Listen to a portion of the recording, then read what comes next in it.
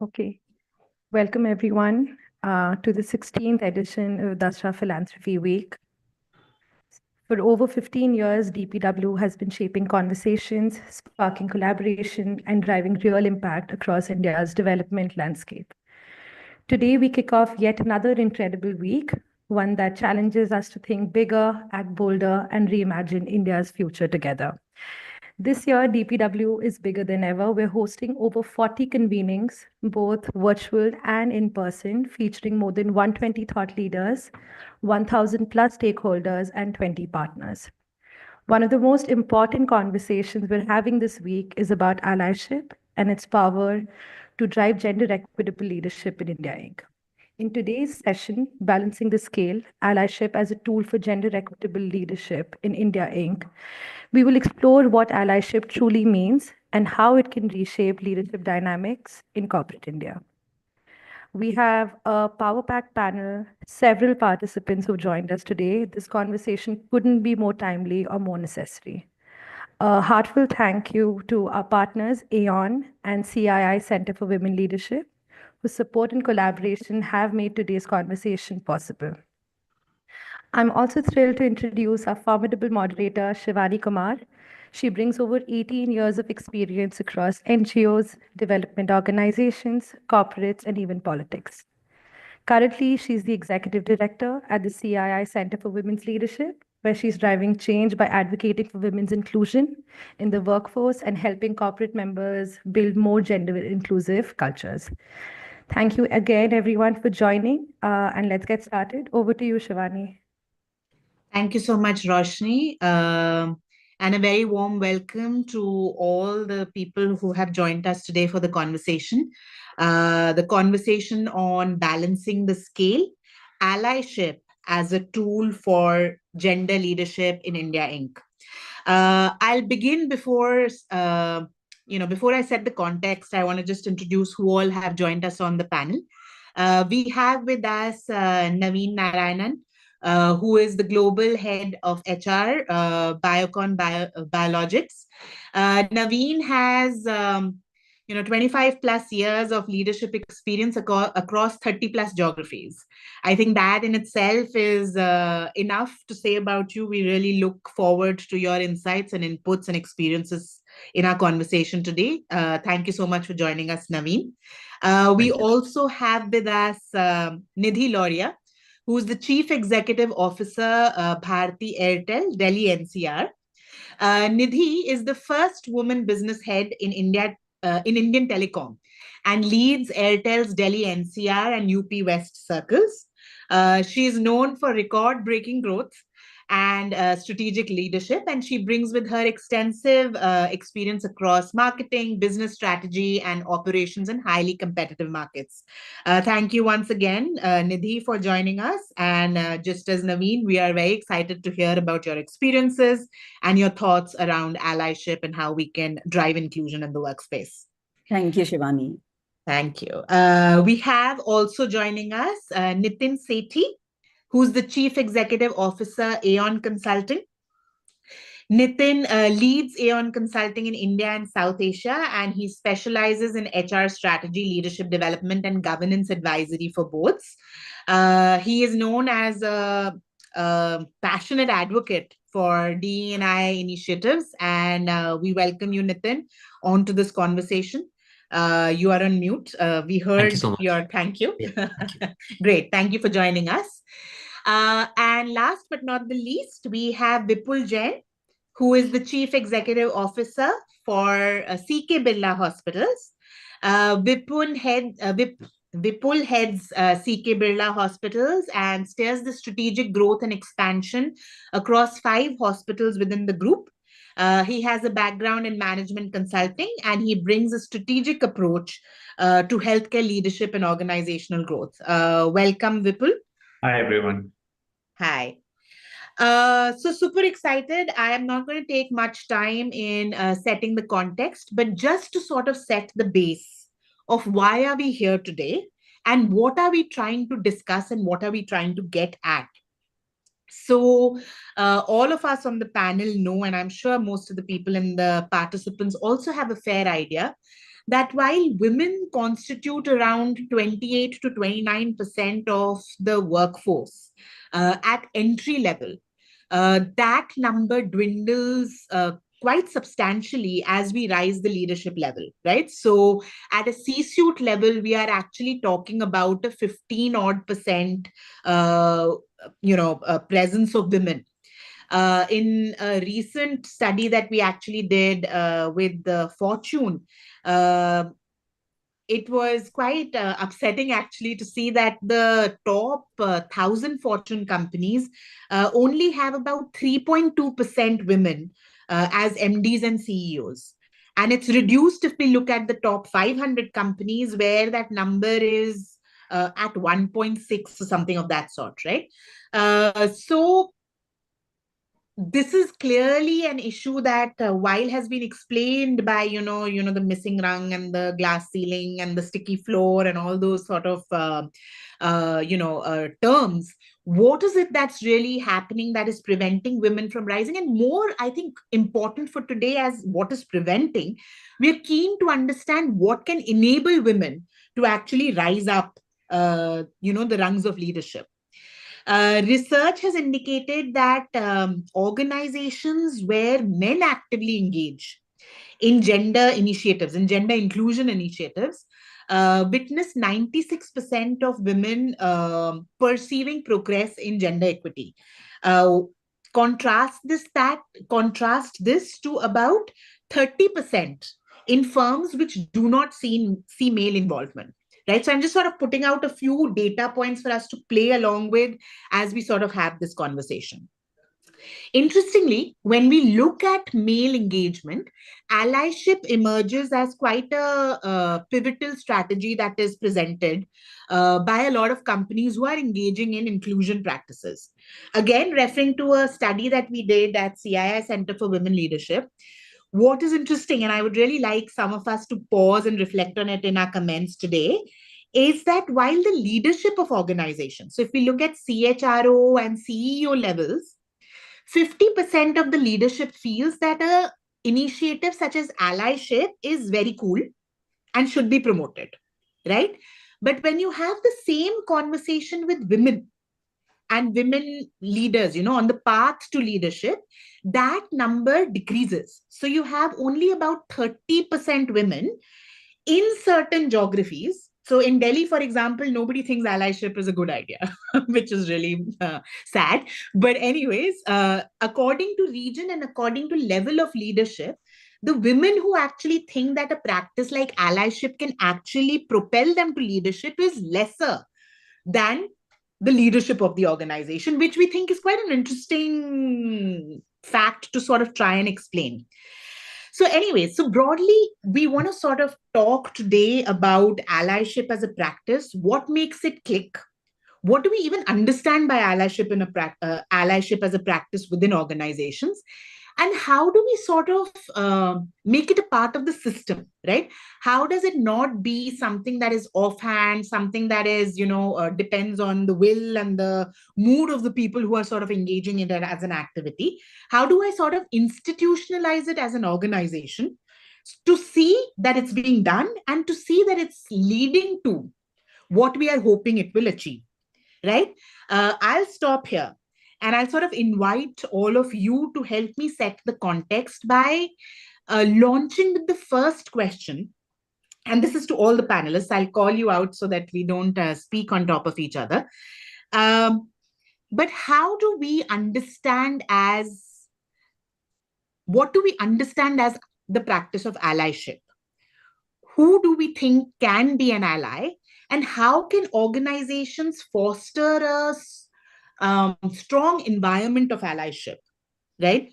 I use this as an opening question so that we can build on the details of what do we even mean by saying that we have allyship as a practice within the organizations that we are working on.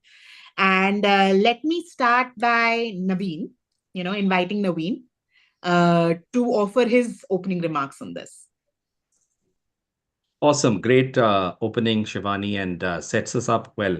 Um, I think some very interesting perspectives that you brought, and let's look at the first question that you asked for, which is what is allyship? And if you just look at the theory of what allyship is, broadly five roles. This is not a do-gooder and so on and so forth, but broadly five roles that are there, which is sponsors, mentors, coaches, advocates, and challengers, right? And these are broad roles that are there.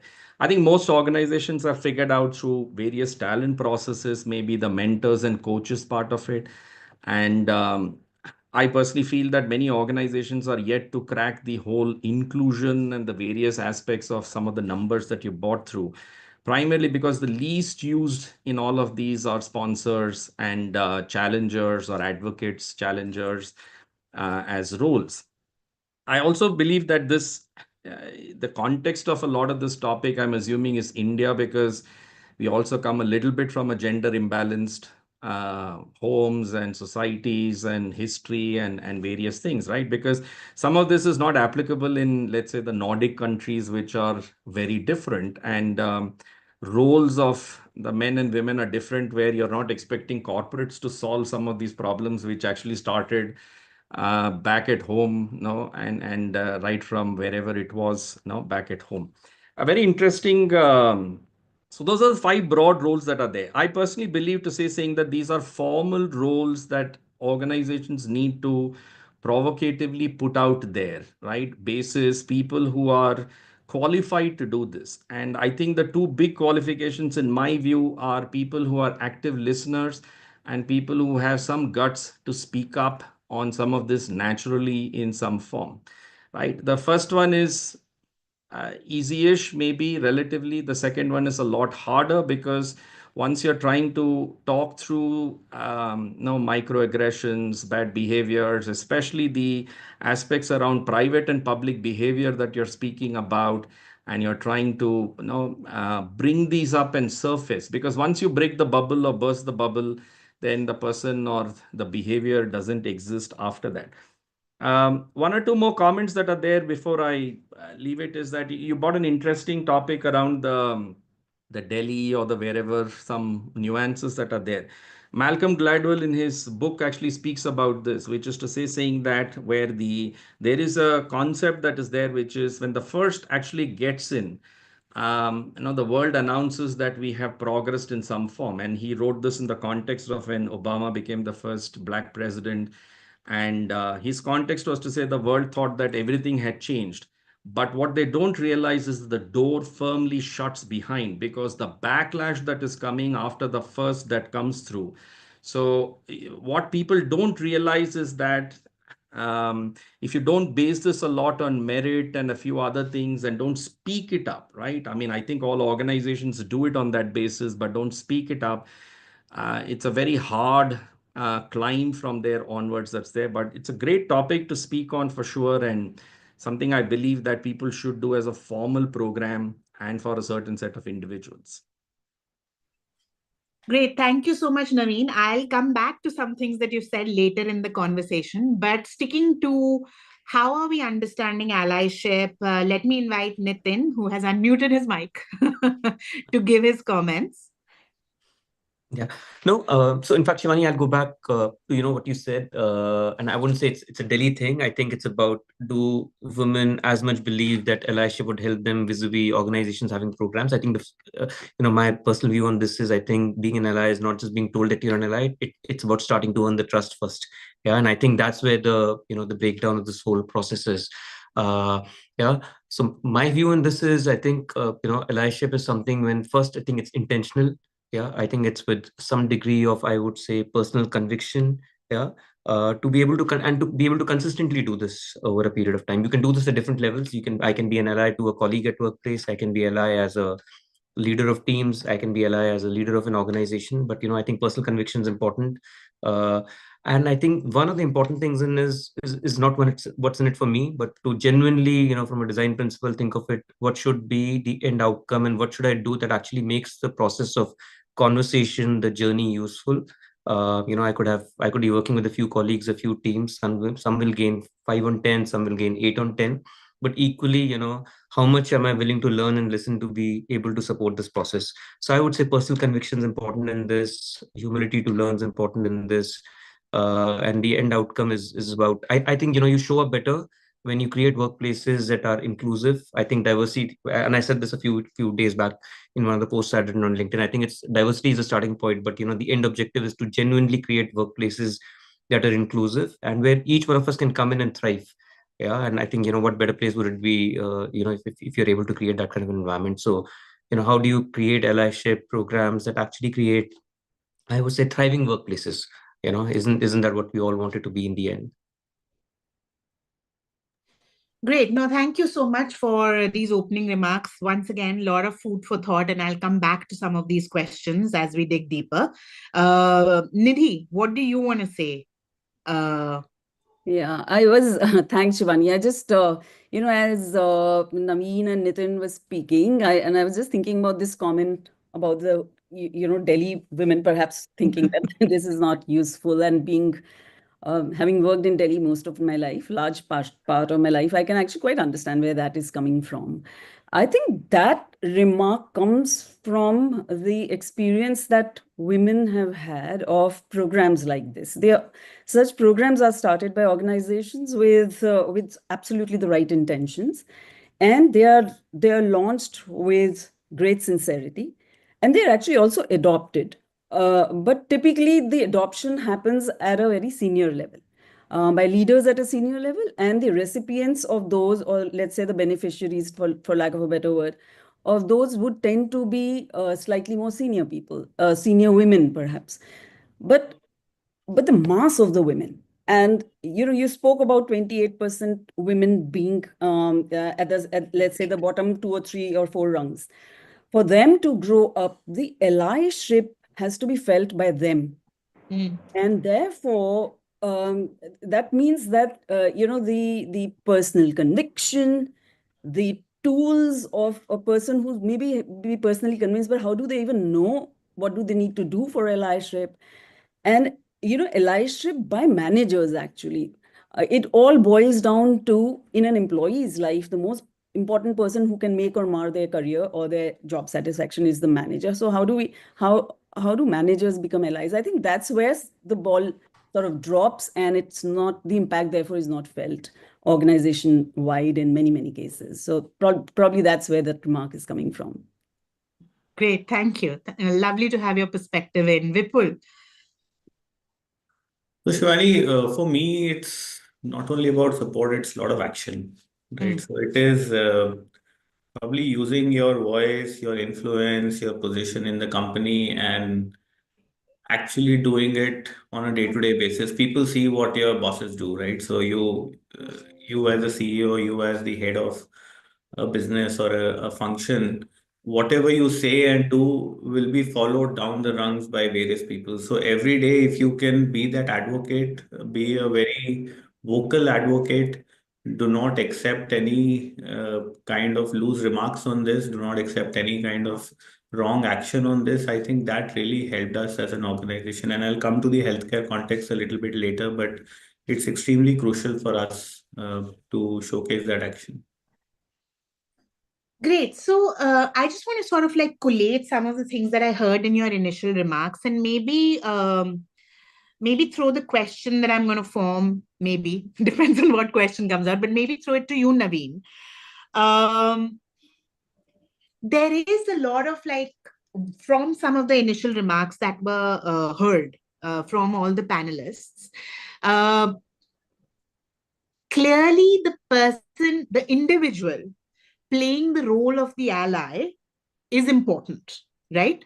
The conviction that they come in with, what they do as conviction that was brought up by Nitin, I think, what Vipul is saying, that on a daily basis, how you act, how you speak.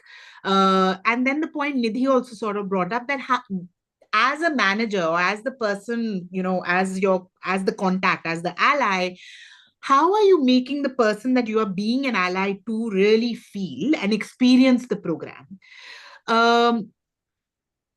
How do you, while all of this rests with an individual, how does an organization ensure that a system can be put in place that the individuals who sign up can actually roll out the program effectively, right? How do we transition between an individual and an organization in a manner that this actually becomes a system?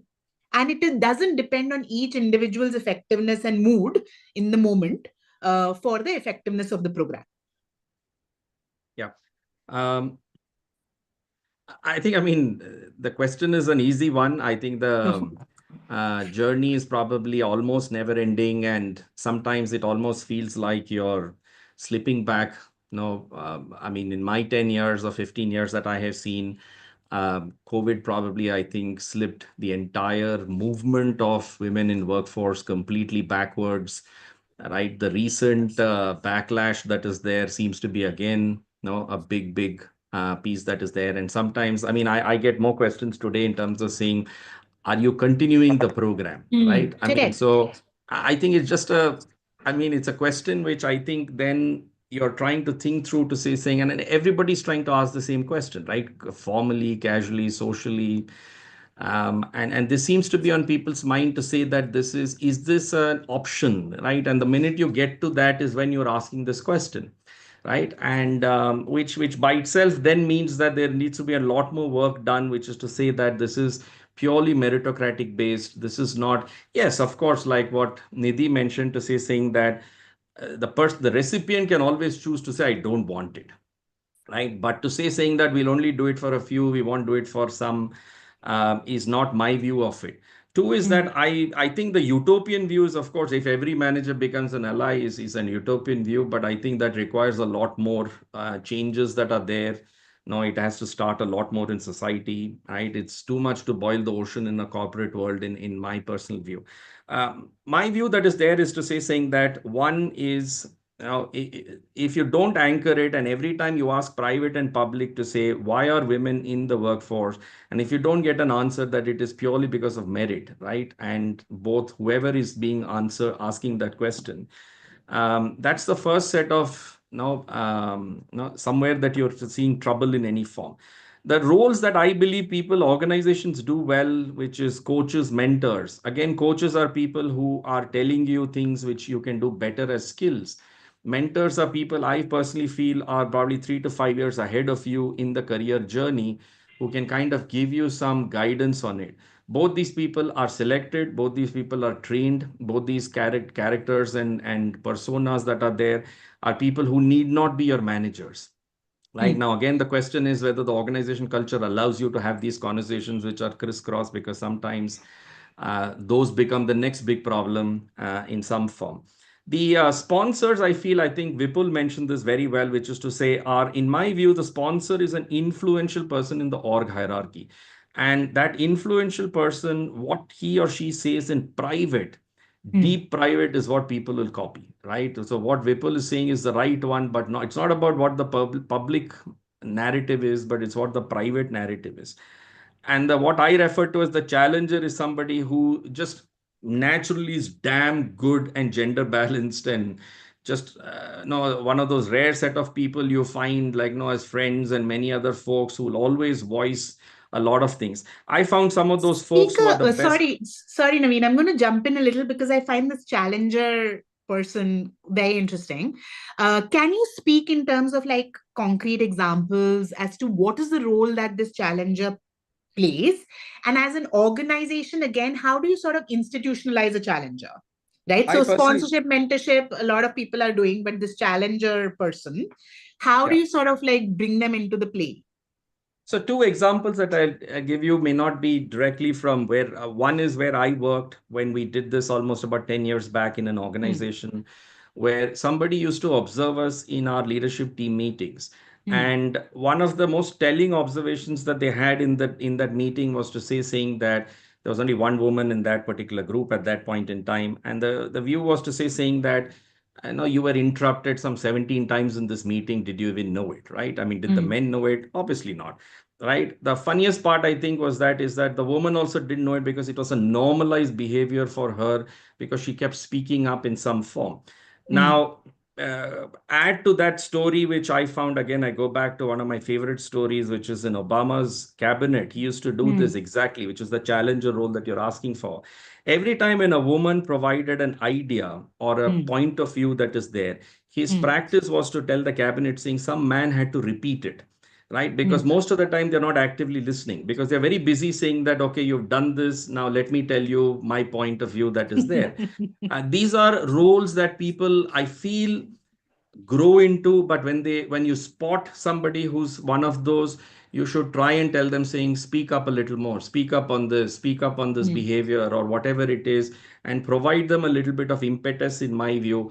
Every time when you bring this gap between public private behaviors that are there, microaggressions that are there, it is about trying to burst those bubbles, and then they kind of vanish, and then you go to the next one. A very important and an underrated role, in my view, but good that you picked up. The sponsor mentor is an easy one, right? They're trained, they're coached. I feel I think Nitin mentioned this a little bit, which is to say, saying there are certain people who come with that passion and the authenticity and this thing, right? Those people you need to spot and try to ensure that they speak up. No, very interesting. Nitin, I'll just jump to you. I was thinking I'll jump to Nidhi, but since she dropped off, I'll give her some time to breathe. Yeah, Nitin, just it's okay. We'll come to you. We'll come to you. No problem. Nitin, in his comments right now, Naveen mentioned culture, narrative a couple of times, right? Public, private, narrative, behavior. And I'm keen to sort of, because you've worked obviously across multiple organizations, you have a very vast experience, you probably have seen different responses and different ways organizations have dealt with this. What are some successful narratives that companies have been able to use to make this, I don't know, acceptable, less problematic? I don't know how you're framing it, right? Where it is not about, even this entire conversation that, oh, if you're doing something special for women, it must be because they're not meritorious. Like, how is this equation even drawn up? I'm not sure. But what are some successful or good narratives that companies have created, which have made inclusion practices acceptable to the large majority of their workforce? If you have examples, and who has driven them and how they've sort of seeped through the organization, it'll be really great to get some thoughts of yours on this. Yeah. So, Shivani, I would actually maybe take one step back. My first view on this is, I think companies or leaders that actually play this as a thing to say it's a soft, it's not a soft thing to do. Yeah, I think it's about taking a decision, standing up, and it's a business thing to do. Yeah, absolutely. I think that's the first thing. So one, either being an ally or running an allyship program is not about, companies would never be good on engagement by actually running parties or throwing events. You become good at engagement by doing careers and leadership and managers and many other things. I think some bit of it is about this. So, it's not a soft thing. It has to be a business imperative. The fact that you said, workplace participation is less than 20% or around 20%, for India to be the size that it wants to be from an economy perspective, till we don't bring 50% women to work, it will not be the case. And I think the second, and then I would come back to your question that, what organizations do to make it successful. I think the first thing is that, whatever you do, as organizations think about consumers and customize things, you have to curate and customize things at different levels. What a young colleague who comes in from a campus and joins you, for her, what she needs to see in an organization and be successful is very different from what, when someone is a young mother to a mother of a teenager. What does it mean to be sitting in executive rooms and participating when you are just one of the 15, or like Naveen said, one of, something. And I think you have to curate it to that particular thing to say, how do you actually then create that thing? I think that's one piece of it. So I think extreme customization, you have to give it the same lens that you actually apply for your consumers. And if companies, my feedback or advice to clients is, if you can think like that for your consumers, then why not for those few hundred or few thousand people that sit in your org? I think that's one. Second is, as you continuously strive every day in the morning as a CEO or as a business leader to come and think how you want to be relevant for your consumers, you have to think again, how do you want to be relevant to this? So if it means it's a continuous process, it's not something that you run this program for 3 months, 6 months. You have to believe, like there was a World Economic Forum report that said for us to, at current efforts to, get to gender parity is 200 or 202 years. Yeah, is that what you want to wait for? Right. How do we accelerate that process? For sure, we're not going to achieve this in next 10, 15, 20 years, but, why can't we aspire and put a big, bold vision out there that, we could look very different in a decade or so. So I would say, think long term, very long term. You will, of course, make mistakes, learn from those mistakes and correct and do things differently, customize those programs. And absolutely, I think managers are at the cutting edge of this stuff. You as a CEO or as a leader, you could do this, but how can you equip your managers to show up differently and be relevant and put this out there? Nitin, if I can just sort of like double click a little, are there examples from the various organizations that you worked with who've done this successfully? Like, just for the listeners' perspective, if we can actually share companies who have, let's say, done different programs for their different groups. What did the differences look like? What was that journey really like for the leadership? So not really a case study, but some details about like organizations who worked through this suggestion, made it happen, and what did that really look like? Yeah, no, there'll be quite a few of those. I would say there are many companies are on this journey. And doing things. I unfortunately can't take names, but I would say, Sure. there's a tech major, who is working on mindset change for managers. Yeah. And kind of encouraging them. You can't be an ally till you can't raise your hand and say be an ally. You have to go through the process of going through the process and then getting accepted before you actually become an ally. We've seen a bunch of those kind of programs. There's another one of a large financial services major running what they call as a 35-1 program, which is 30 minutes of coaching a high potential women leader, 5 minutes of acknowledging their performance, 1 minute of sharing their success every week in terms of what they do. So there are tons of these examples out there in terms of what's happening. But I would again go back. I think the more important thing than practices is about the discipline and commitment to do this for a very, very long period of time. And I think that's the most important thing in this. So I'll come to the discipline and commitment, but Naveen, I see you've unmuted yourself. Do you want to add something? No, I think Nitin said this well. There are many other companies who do this well. Some of these examples that he had provided. I think go ahead. Please go ahead. I don't want to stop the flow. Okay. So no, I just want to sort of, before it's an open question before I go to Vipul and Nithi. So discipline and commitment, right? How do we sort of weave in? Again, I mean, I would really like to push you to share, even if you don't share names, examples of how have you seen companies weave in this discipline and commitment, right? Or weave in the measurement, or weave in the impact of the program. Because I think in some of the opening comments, we heard that the intent is great. It is rolled out very, very enthusiastically. And then either somewhere it fizzles, or it continues, but the people whom it's supposed to impact are like not feeling like they are a part of anything meaningful. So how do you sort of like, keep a tab on it, that it's happening well, and it's meeting the impact that it's supposed to, so that it is measured not as a soft initiative that you were mentioning, Nitin, but actually as, you would measure your business inputs, right? Or your business strategy. So any thoughts? Anybody can go, or everybody can go. Shivani, maybe I can come in Yes, here please. a little bit with, our own experience. And at Airtel, we've been walking this journey for some time. And as Naveen and Nitin, everybody mentioned that there are quite a few very large and strong programs that have been running at a national level. Inclusion at workplace, for example, or mentorship for high-performing women, and a bunch of other such programs that are there, and they've been received well. But when it comes to translating it to let's say a juniorish, entry level plus 2 levels, sort of a force of women, what has worked for us is is a lot of conversation at the unit level, at a circle level. And within the circle also, somebody was saying that you have to slice and dice the population at a specific, maybe by geography, maybe by function, and so on. And that's worked well for us. And I can give you an example. There's a function that we have, which is which has been a male domain, because it's to do with network, it's to do with installation, fault repair, and all of that, where people go to people's houses and give services for broadband or DTH and so on. And that's where we had absolutely zero women. And we noticed that when we first started inducting women, they would not stay.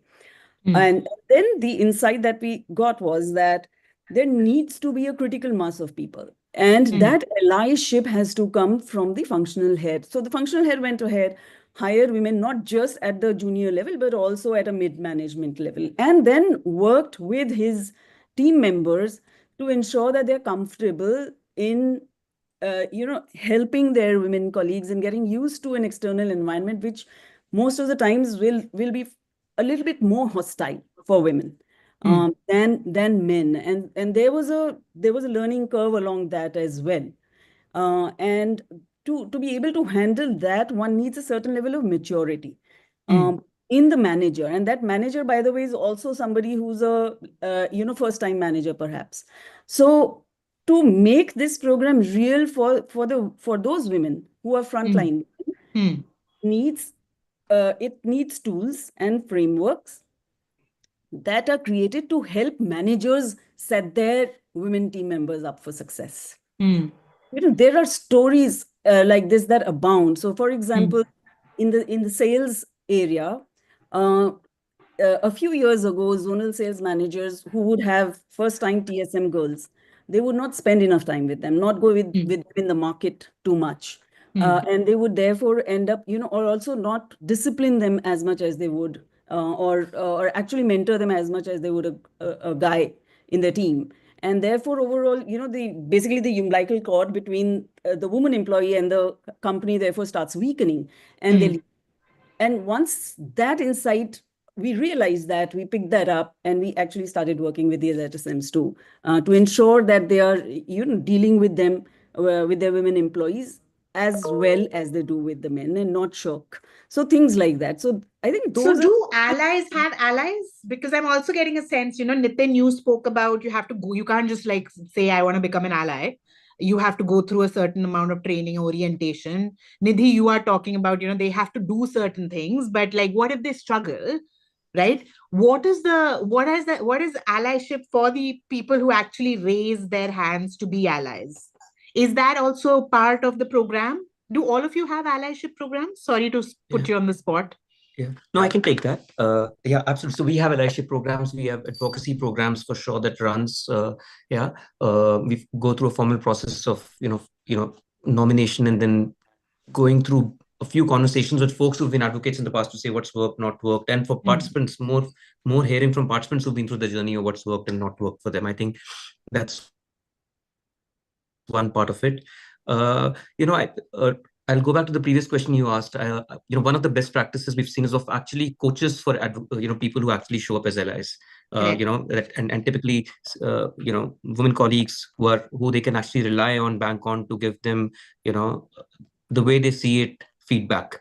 In that context. So we've certainly seen, some of those kinds of things for sure. Yes. Yeah. And I would say, there's one more thing to this.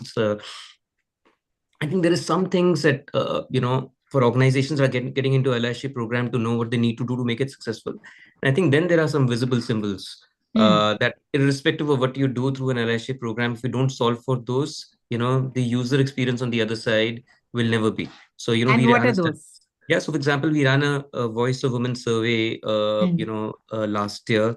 And we had about 25,000 women participating, white collar workforce women participating in this. And I'll just take you through 2 or 3 data points there. One was, what we think is bias and how often does it get reported is not what you see in your organizational dashboards. The number is 2x or 20x higher than that, depending on company, sector, etc. I think that's one part of it. Yeah. So how do you solve for this is one part of it. The second was, we consistently heard this from every women who participated in that survey, one of each of those 25,000, that if they don't see role models on top, Yeah. it actually kind of stuff falls for them. So you can tell what you want to your high potential woman talent, but if she doesn't see a reasonable percentage in executive rooms, a reasonable percentage of them as being leaders and managers, it falls through. Yeah. So, organizations have to work through to correct it from a process system perspective. The third I would say is, and that's the reason I actually said, why do you need to curate experiences? That the number of women who said they are mentally tired and fatigue at, this fatigue at workplace, that number is 3 or 4 times higher than men. Yeah. Because they carry that extra workload from home to office, continue to be in office and need to solve for many other things. So hence the reason to curate that experience for someone who is a young mother versus a mother of a teenager versus someone out there, that how do you solve for this? So so I would say those are visible symbols that you need to solve for. Otherwise, it's an exercise in which will just remain on paper, otherwise not quite get you the results. Yeah. No, great. Thank you. Yes, Naveen. Sorry, I think just to add to what Nitin said, a couple of gifts that you probably get is, let's say, someone like a Kiran who runs Biocon and has been an advocate like this, or there are many other founders, CEOs who are huge advocates, and that's certainly a gift that you get. Now, the interesting part that's there, which is now if you look at what Nitin is also saying, there's one social aspect that's there. Go back to some of the what Hewitt used to run as the the Great Places to Work survey and the engagement surveys that were there. One of the questions was, do you have a role model? And you had to name them. Very interestingly, 9 out of 10 always choose a man. Right? It's a very funny thing where if you ask a person saying, who's your role model in the cuddly, fuzzy, emotive way, then it's the mother. But when it comes to workplace, even the woman tries to choose a man as a role model in some form. So somewhere my study that we did 10 years back was that women had to use masculine traits in some form, or they felt they had to use masculine traits in some form to succeed. Right? The whole concept of you trying to be inclusive is that you be yourself as much as you can. My view that's there is, I also work like what Nidhi does in an industry which is, you have night shifts, you have jobs which are tough and so on. I have never found a single woman who wants a quota or who wants a free pass. Right? Never. What you want is unbottleneck things for me. Right? And the second thing that I've always said is that this term career mother is probably the most complex word that is there. It's ridden with guilt, right? Just listen to me sometimes that is there and leave it, right? And like every other man or woman, coach me, mentor me, etc., doesn't matter, right? It's not like, oh, you're a woman, let me coach you extra. Right? And that's a rubbishest thing that I've ever heard in any organization that is there. Those are standard in my view. Unbottleneck, and try to probably remove, just hear me out, right? Because there's just tremendous amount of pressures that are there, especially in an Asia context or an India context that you come with. That's what I think is the ally role that is there. Don't make it hard. That's all that is there. Yeah. No, thank you so much for saying that. Actually, I wanted to sort of throw that out to you, but I am not going to right now because I'm dying to get Vipul into the conversation. Vipul, thank you so much for patiently waiting. The healthcare sector is also pretty unique, right? So it is hard in its own, like we've had some very interesting conversations with Dasra only on the healthcare sector, where for the longest, actually, the women are like, there's no gender stuff happening here. Yet when you dig in, there's like, oh God, there is so much gender stuff happening. There a lot of it is actually playing on, things like Naveen is speaking about, or Nitin and Nidhi are alluding to. But it is a high pressure environment. It is shift-based work. How has allyship been practiced in the healthcare sector, and what specific, again, I'll go back to culture and I'll go back to narrative or organizational practices has really helped sort of situate this as a practice that is yielding the impact that you're hoping to achieve? So let me first, I think in numbers tell you, in healthcare, almost 50 to 60% of our workforce is women. My leadership team, the CXO, so to say, 30% is women. it may not be common across at the CXO level for all hospital players or healthcare players, but it's not as low as 5% or 15%. In healthcare, if you see management and doctors, right, those are kind of the top role models for the entire organization. Within doctors, also a fairly large number of doctors are women now, right? And it's a very interesting thing. I have realized over years that if you look at the positive sides of what does a lady doctor or a lady procurement head or a lady HR head brings, I think that brings a big value from an organization angle. I mean, in hospitals, it's a very simple industry from a strategy angle, but it's a very complex industry to execute. It's 24 cross 7 operations, very high pressure. You need somebody with perseverance. You need somebody who's caring. You need somebody who spends the years and time in the organization rather than continuously switching organizations. Many such things, right? I mean, we are caring about the health of our customers, so the care aspect goes with it.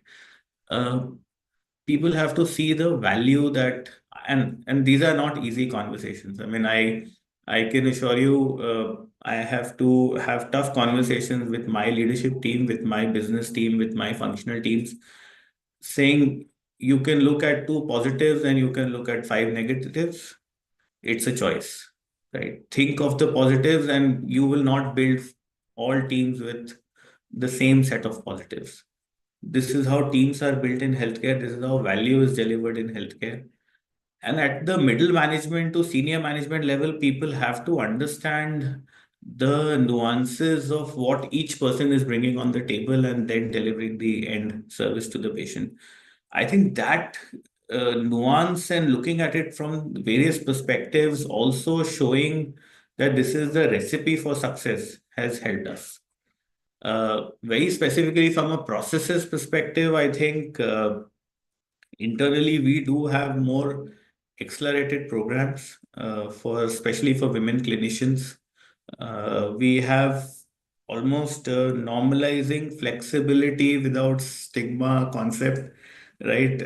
I think both Naveen and Nitin mentioned about it, saying you have to tailor it for some stage in life for a certain person, right?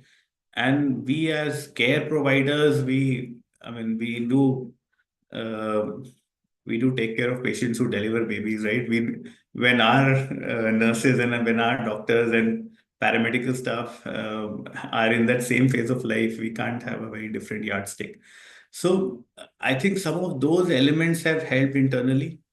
For us, what has helped a lot is also some top level, I would say, advocacy. So our promoters are women promoters, and I think I have seen instances when they are partnering with financial institutions externally, and they will insist that there is a women representation as part of the team, right?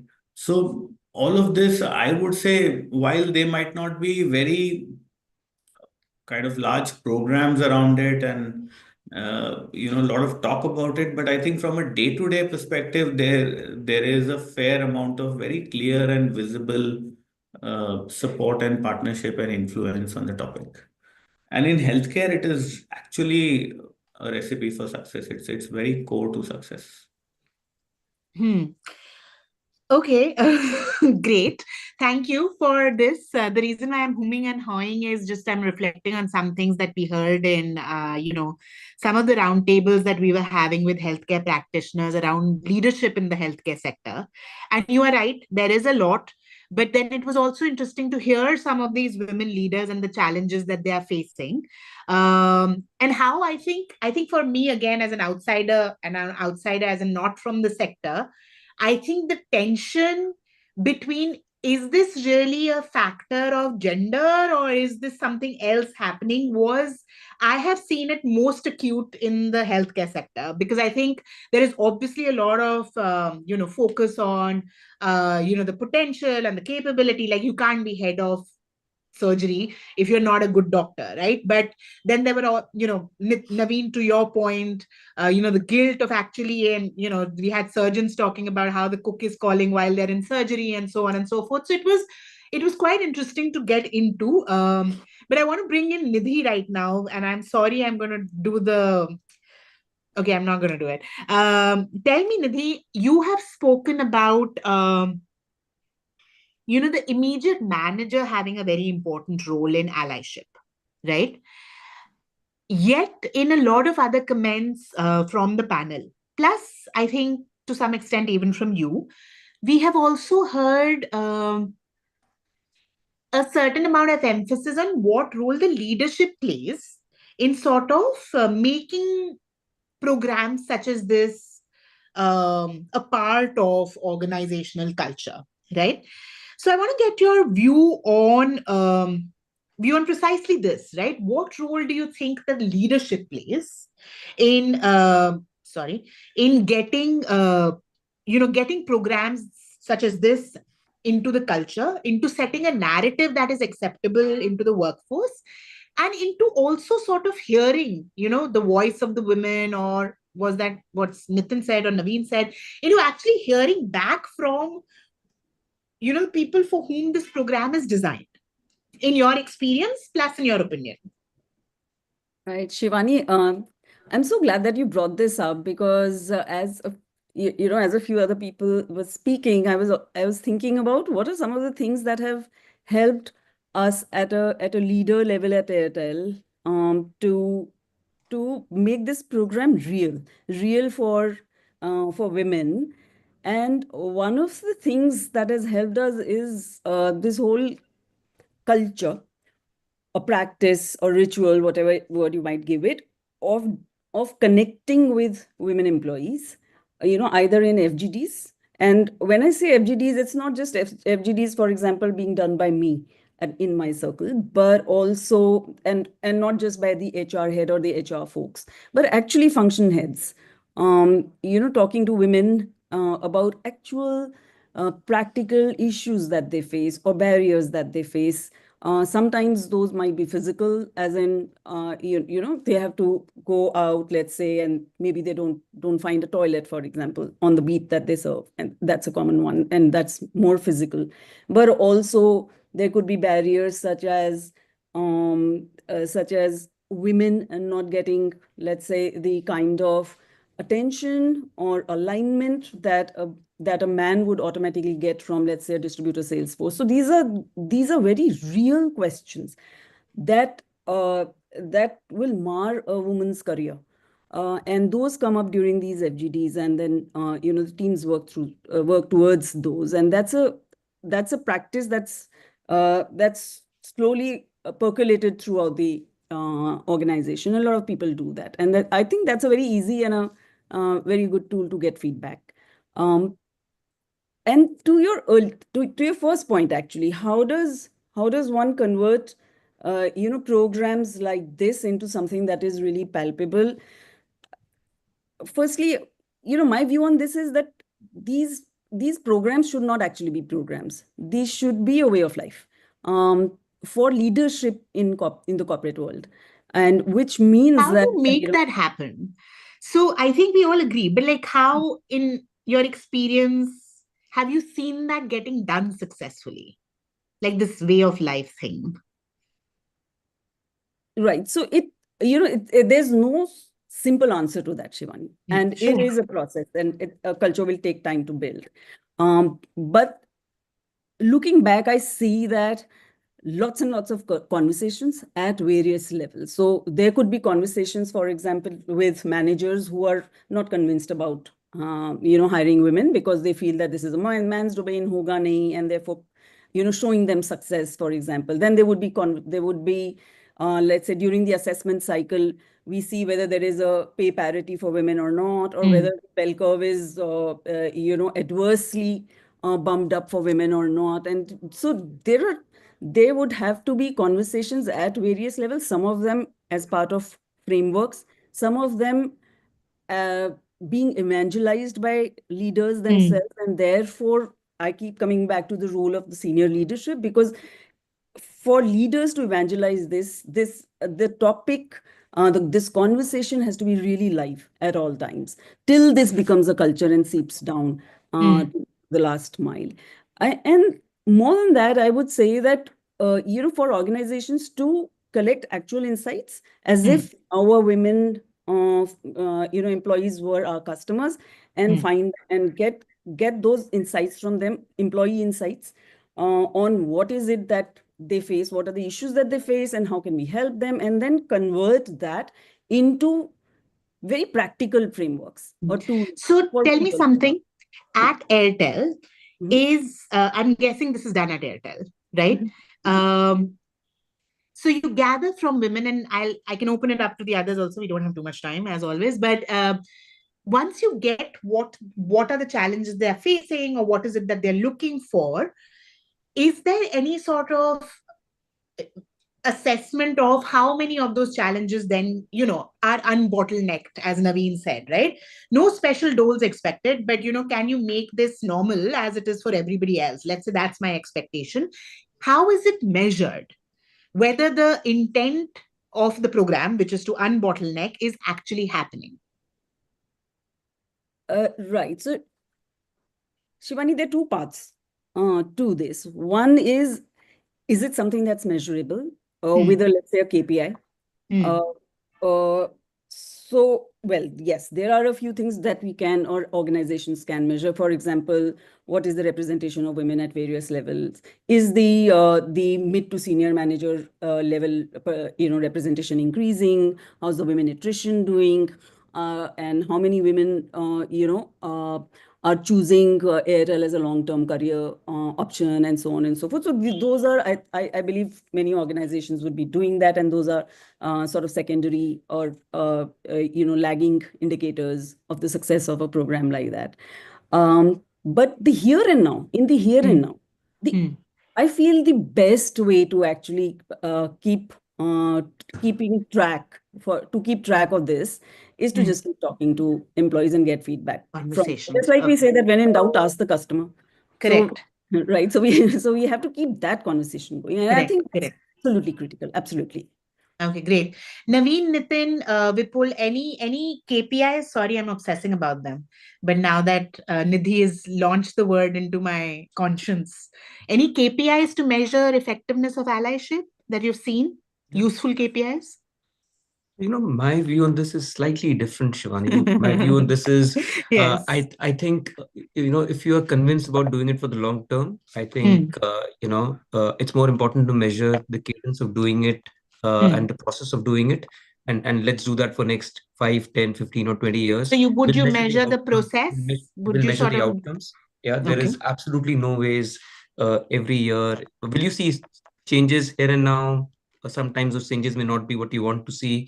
It will take a little time, but let's measure the input at the moment, and I think outcome will eventually come through. The way I actually see this is, I think Nidhi's example on sales, Airtel has to do many things over many years for sales, for it to be 50% on sales. Some years you will see 0.1% improvement, and some years 5%, but 5% is good, 0.1% is not good enough, but you have to keep doing the right things.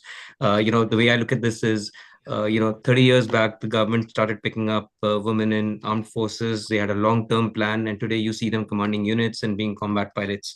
Yeah, you have to stay the course, and somebody is going to be an admiral and a general one day, but you have to stay the course in that context. I would say that's the piece on this. Great. The other thing I I'm would going to say take is, those as Nitin's, the other thing I would say is that, words. our belief that bias or versus merit, I would say, you can keep saying it's about merit, which it has to be, but there is a system built bias. People came into work a little late, pendulum swing one way for centuries. You have to course correct, and at some period of time provide platforms that help acceleration. I think that's the only way to get it done. Wonderful. I'm going to take those as your last comments, Nitin, even though I didn't say last comments, but we are going to wrap up. So Naveen, last words as we think about allyship as a useful initiative within companies to address the systemic bias that Nitin referred to. Yeah, I think don't treat it as a program. I think it's a long-term cultural thing, rooted on merit, rooted on the business need that is there. Two is that I think all the allies also need, because they see the underbelly, they also need a little bit of support group because they get frustrated. So you need the leaders who are on this call and others to keep infusing them with a lot of energy. The third that I'd probably leave, I think Nitin said this right to saying that KPI is probably useful as a steroid for 1 or 2 years, but unless it comes back into normalcy, doesn't work. One thought-provoking piece that is there to leave back is to saying that, I mean, especially since I'm the only HR guy on this panel, is to saying, think about it where you probably evaluate men on performance and women on potential. That's probably the equity that is there that you should probably look at. It's a bit of a thought-provoking one, yet to kind of find its feet, but maybe that's where the elixir is. Great. Thank you so much, Naveen. Vipul? Three quick things. I think one, leadership should role model it. Second, make a concerted effort as an organization to showcase what's to the table, not what it takes away. And third, I think proactively seek out instances or find ways to see back from your target customers, in this case, the women employees, about challenges that they are facing. And I think typically for every employee who would want to solve the challenges, so go and solve it. Great. Thank you. Nidhi, last word has to be yours.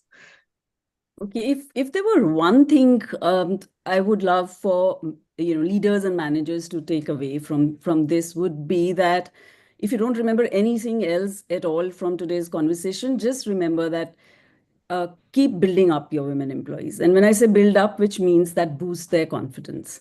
I was listening to Indra Nui a few weeks ago, and she said confidence equals capability, and that is so true.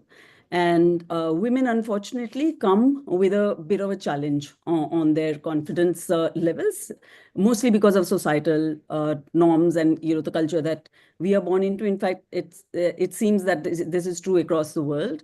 That women will speak up or they'll wait for others to finish before speaking up, for example. It's difficult for a woman in a meeting full of men to actually get in their word edgewise. And, I myself have faced it, and over the years sort of have learned to even stand up to get make myself heard. Put your hand up, wo bhi nahi dikhega, so stand up. So for managers to actually seek out women's comments and opinions in meetings, to appreciate them. Appreciation goes a long way in boosting anyone's confidence, for sure, and to make sure that they get the credit for what they've done. And just actually see that allyship happen in real life. Just doing this much will really, really help make an environment and a culture in your organization that supports, I would say, not just women, but also a good, respectful culture overall. Yeah. So maybe allyship for all. But thank you so much for your time and your valuable inputs, and for engaging with me and all of us with this in this conversation. It was lovely to have a conversation with all of you. To all the participants, thank you so much for sticking with us through this hour. There is going to be a quick poll. We'd love to hear your thoughts on what your reflection is. It'll help us improve in the next year. Once again, thank you so much for joining us in this conversation. Fantastic work, Shivani. Well done. Thank you. See you around. Thank you, Shivani. Thank you. Bye. Thank you, everyone. Bye. Bye. See you. Bye-bye.